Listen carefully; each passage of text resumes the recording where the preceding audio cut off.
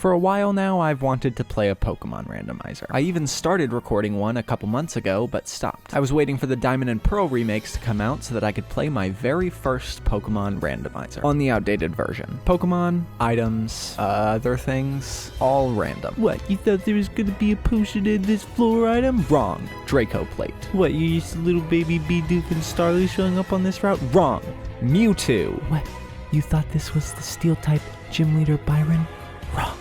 Rocker Pansy. I'm not sure what to expect exactly. The game could choose to give us crazy Pokemon throughout, or choose to give us bad ones and give everyone else the good ones. With my wide headset equipped, I left the only bedroom in my house to meet with my best blonde friend who I named Gavin. He's a bit of a competitive guy, so he wanted to start our adventure by running into me at Mach speed, causing my ribs to rupture, giving him a head start while I seek medical attention. He threatens to find me for every dollar that I don't have yet, and runs off to meet me in the route north of town. I take this time to tell my Twitch chat that I'd like to try and beat the game in 1 or 2 streams, but and also I wanna finish this today. To give you an idea of how talented a gamer I am, I said that on November 7th and finished the challenge on December 29th. Running back into Gavin on Route 1, we met an old man who opened his briefcase to reveal his balls to us. You would be right to assume that the starters are going to be completely random Pokemon. Where normally we would find a Turtwig, we found Wormadam. Piplup was Mareep, and Chimchar, Dragonite. You may think the choice would be obvious, but I actually had an Ampharos on my childhood Johto team, and I'm pretty emotionally attached to the Mareep as a partner. He may not be the strongest or most reliable, but in the end, he's my friend, and I think that together, we can go a really long way. I chose Dragonite. You may think this simplifies the challenge, and so did I, but it didn't take me long to figure out that the Dragonite I lovingly named Greg would have the very opposite effect on the outcome of the run. For now, I was able to sweep Gavin's Mareep using the power of Dragon, and then walk with him to Lake Acuity where I can find my very first random encounter, a level 2 Scizor. Moving on to the next route, I find Metang. However, I still don't have the balls to catch it. I saw Croconaw, Houndoom, and Carnivine on the same route before picking up the Pokedex in Sanjim Town, and having Dawn show me the proper way to handle balls. I caught the first new member of my team on the next route, a Celio named Dave. His stats were unimpressive compared to Greg's, but he still had a lot of training to do. I finished the story objectives in Jubilife City and continued to the next road where I win a fight against Gavin and decide to get some extra training. I found Loudred, Baltoy, Granbull, and...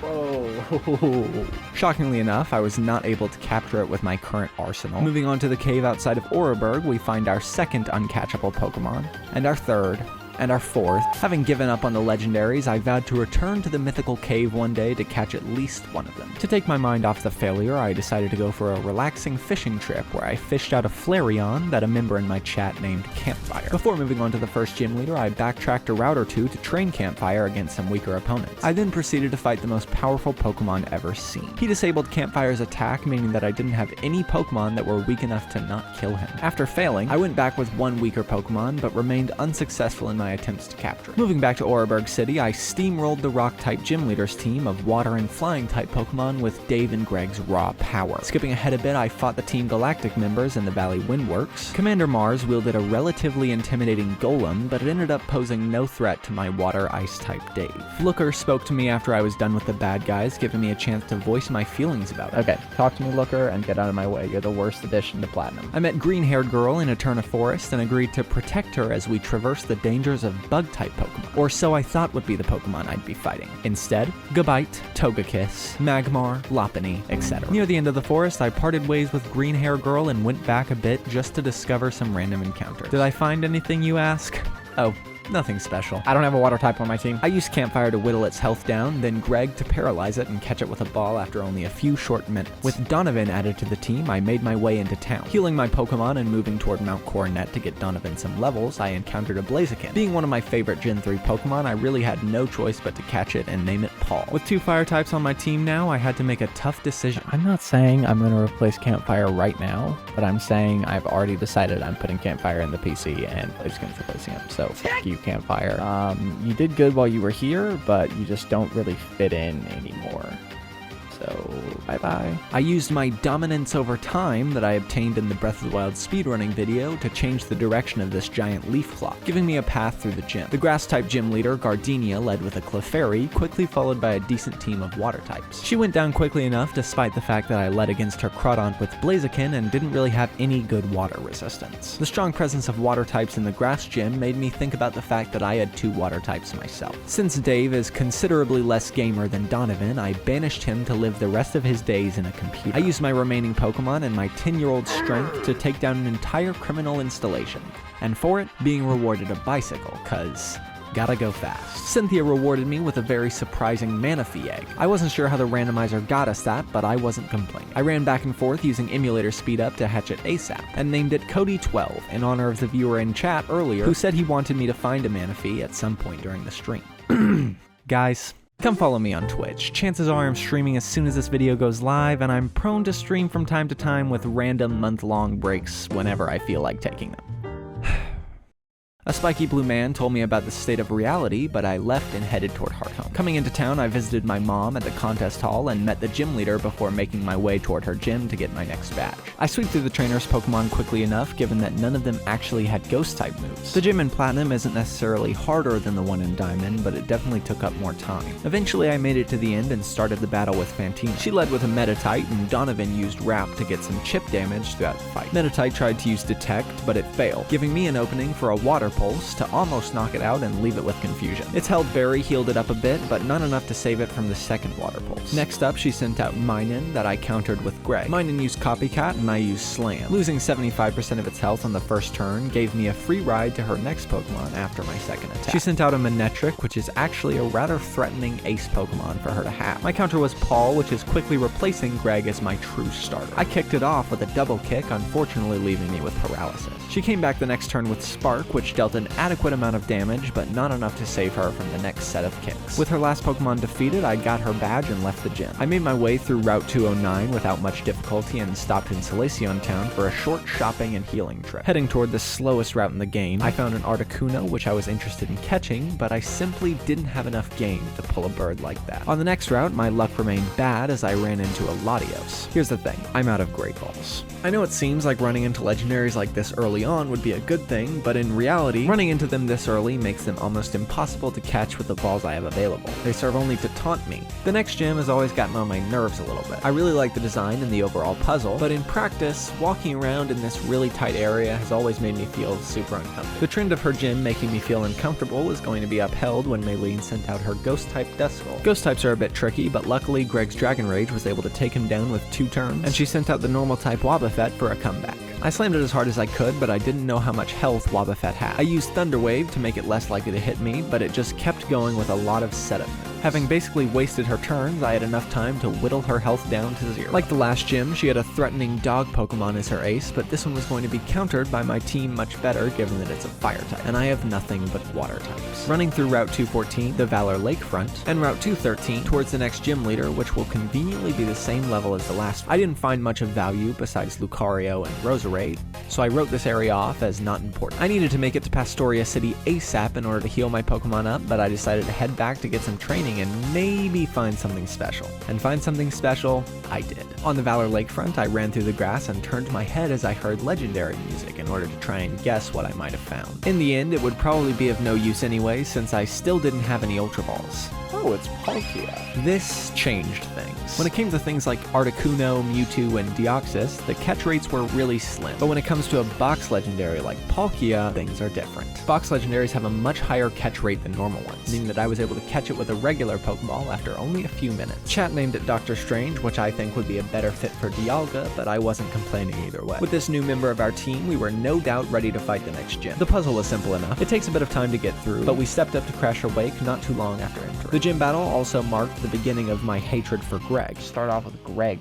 Lead very weak so that he underestimates us. Greg is literally our weakest Pokemon right now. Like, he's the weakest link on the team. I am not gonna lie to you. Surrounded by water, Crasher Wake knew that the best plan of action was obviously to lead with the fire-type Typhlosion. Luckily, Greg has a water move, and despite his weakness, was able to take it out in 2 turns. Wake was sending out Skarmory, which I of course countered with Paul, who knocked him out quickly and got a new move as a reward. Next was Hitmontop, who actually put up quite the fight. With a barrage of Aqua Tails from Donovan, which were countered by high defense and healing items, it took me a good sum of time to close this out. Eventually, Hitmontop fell, and I grabbed my badge, then left, only to find that Team Galactic was up to their old shenanigans. I followed a Grunt all the way back to the magical Valor Lakefront, where I beat him easily, causing him to retreat like a little noob behind the edge of the screen. Afterwards, Cynthia gave me the medicine I needed to cure the Psyducks on our way to the next town, which only exists for lore. I used the medicine to get the Psyduck out of the way, causing Cynthia to arrive on the scene, which only begs the question of why she didn't just move the fucking ducks on her own.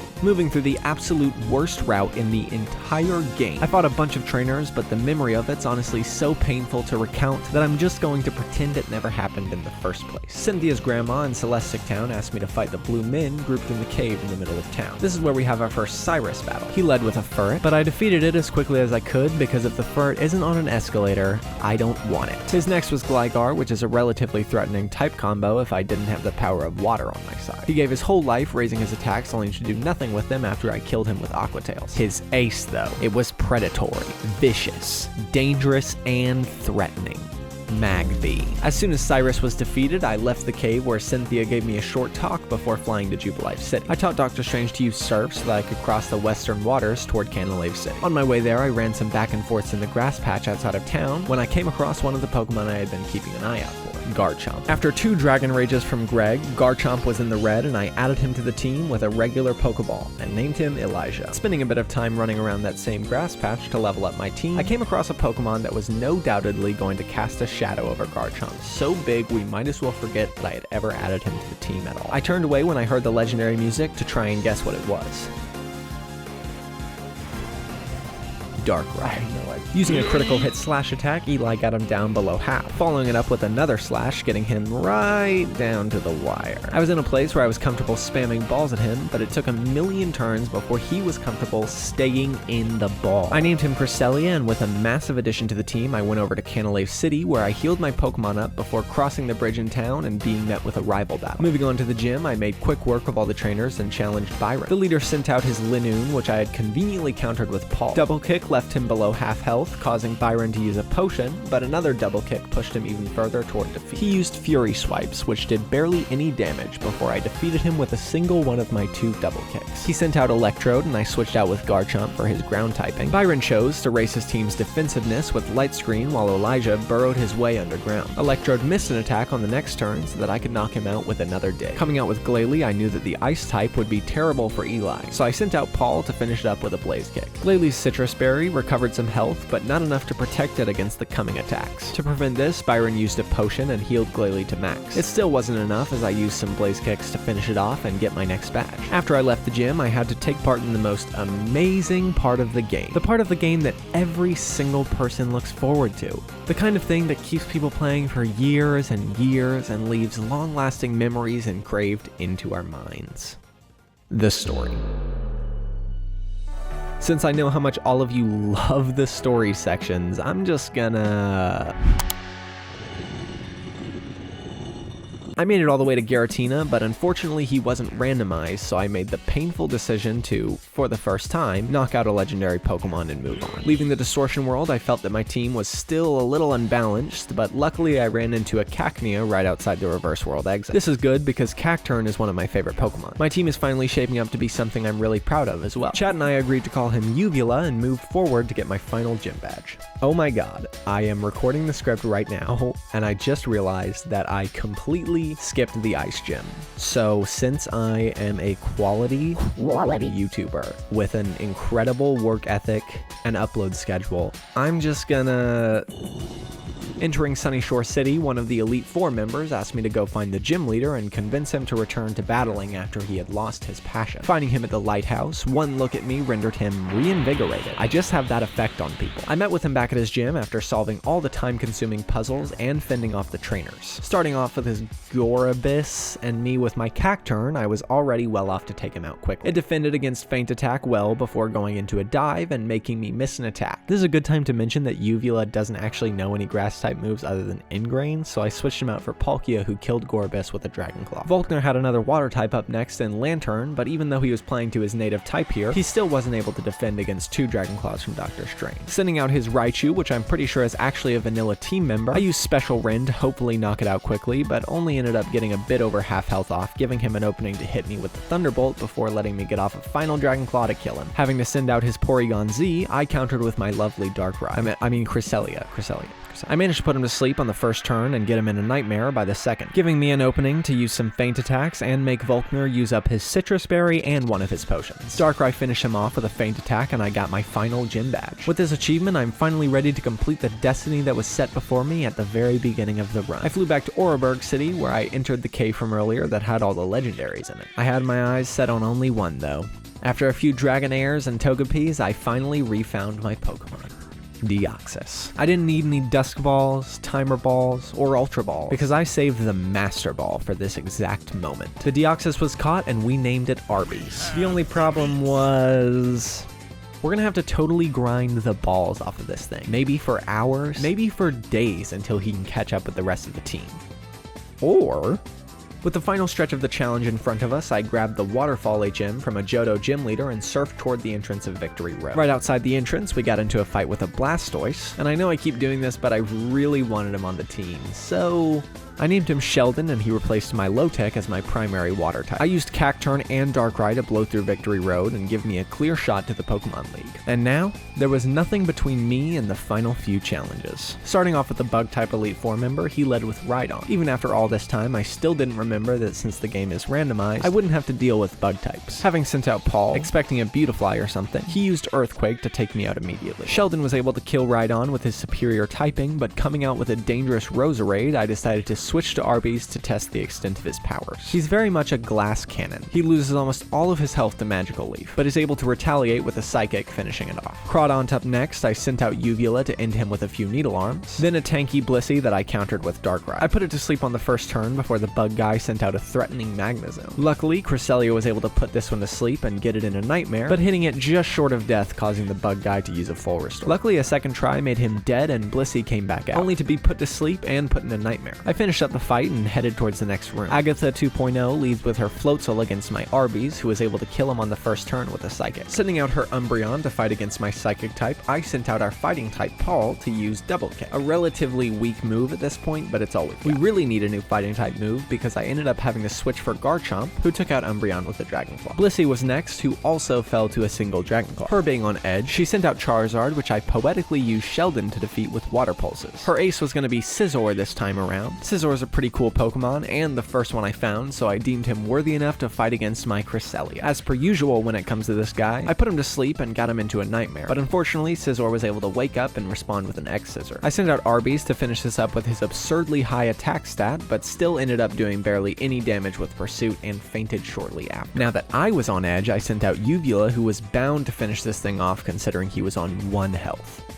Uvula fainted. Very on edge now, I sent out Sheldon and finally took out the last of his health. We took a big hit that round, which made me use way more heals than I wanted to. Moving on toward our red-haired friend from earlier, he started with Porygon 2 and I led with Arby's for his attack and speed. Pursuit did almost nothing, but fortunately, Arby's didn't have to take a hit that may have killed him. Psychic took a good amount of health, and despite his low defense stat, he was able to tank a tri-attack well, giving me the opportunity to reply with a Psychic, knocking him out. With Heracross coming out against Paul, he went down to 1 Blaze Kick, not putting up much of a fight, and I switched out to Uvula against Cradily. I tested the waters with Solar Beam, which did almost nothing, so I switched out for Paul once more, hoping that this thing was a grass type. But honestly, I didn't know anything about this Pokemon. I set up a few bulk ups, raising my stats, but ended up dying, wasting all of those turns. Darkrai had to pull through for me on this one. He missed 2 Hypnosises, or Hypnosi, but was able to put him to sleep on turn 3. Next up was Magmar against my Sheldon. He was able to tank my water type moves incredibly incredibly well, but still ended up falling after 3 Aqua Tails. Finally was a Toxicroak that I decided to use Garchomp to defeat. He made it out alive from a dig with 1 health, but a second one left the Elite Four member Pokemonnless and defeated. I keep awkwardly calling them Elite Four members because I don't actually know any of their names, by the way. On that note, Psychic Boy in the 4th room is always a huge milestone to overcome in the original game, and I was worried to see how he would turn out in the randomizer. He leads with the bird-type Pidgeot. I used a fellow Cantonian contender Sheldon to defeat him with an Avalanche. He survived in the red and popped a potion. I used another Avalanche and then Brine to defeat Pokemon number 1. He followed up with a Kabutops, countered by my Uvula, and defeated in 1 hit by a Nidolarm, causing him to send out Weezing, which I retaliated to with Garchomp. It had Levitate, making it immune to my digs, but not immune to my Dragon Rush, which is what I used to knock him out. Switching out to the beautiful Arby's to combat his Lucario, I struck first with Psychic, and he struck back with Dragon Pulse, and then Extreme Speed, knocking Deoxys out. I put it up to a Fighting v Fighting type match, sending in Paul to finish him off with Blaze Kick. Being the second member of the Elite Four to have a Toxicroak, I knew that Garchomp was the Pokemon to use. He went down to 1 dig, and having beaten the final Elite Four member, it was time to finish this.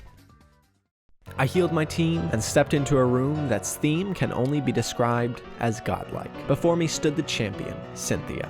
She wasn't gonna leave here alive. She sent out a Huntail, which was another Pokemon that I knew nothing about. All I knew was that I was going to use Iron Defense on Sheldon until he was a completely unbreakable wall of defense. Huntail was another water type, giving me a great opportunity to set up. After I was tanky enough, I tested an Avalanche out that ended up doing nothing, so I switched out to Uvula, and it's grass typing for now. Nidolarm took it out in 2 hits, and then I switched to Cresselia to counter her ghost type Drifblim. I hit the Hypnosis on the first turn and then put it in a Nightmare before using 1 feint attack, knocking it out. Coming out with Hippowdon, I switched to Uvula, hoping to 1-hit KO her Pokemon, knowing that it can learn Ice Fang, which could be really bad for me. In the end, it didn't need Ice Fang as it used Double Edge to beat my Cacturne. I switched back to Sheldon for his defense in water typing, but Hippowdon used Earthquake, taking way more health than I was comfortable with. I was able to take it out with Avalanche, but still wasn't in the clear as she sent out Porygon Z, and I was still on low health. I decided to heal Sheldon up, but it didn't matter because Porygon Z used a Discharge, getting rid of my team member along with all his stats. Paul avenged his fellow starter with his newly acquired move, Sky Uppercut. This loss caused Cynthia to send out her mythical Manaphy, which is actually kind of funny because she's the one that gave me my Manaphy egg earlier in the run. Believe it or not, Manaphy isn't really a powerhouse of a Pokemon, so I took the time while it used Dive to heal Cacturne. Arby's soft ass still took 80% damage from the attack, but was fast enough to take it out on the next turn with Psychic. Coming down to it, her final Pokemon was Exploud. This isn't a bad Pokemon to have as her ace. I was still well off, so I left Arby's in despite its low health, hoping to get a strong first attack off before fainting and switching out.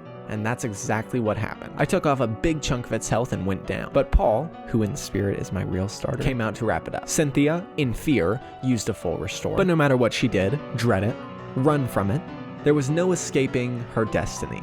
I was inevitable. I had won. I'm not gonna lie and say this was a hard challenge, but when I first started making YouTube videos in middle school, my channel back then was completely centered around Pokemon. In fact, my YouTube name back in the day was Devious Darkrai PKMN. So despite this not being the hardest challenge, I was really excited to get myself back into the Pokemon game. If you enjoyed, you can keep in touch by subscribing and joining the Discord. I've got big plans coming for Pokemon Legends Arceus when it comes out in a few days, and a few more Breath of the Wild things planned as well. If you want to support the channel financially, I've got a Patreon linked below. I hope you don't feel regret from watching this, and with that said, I'll see you guys in the next one.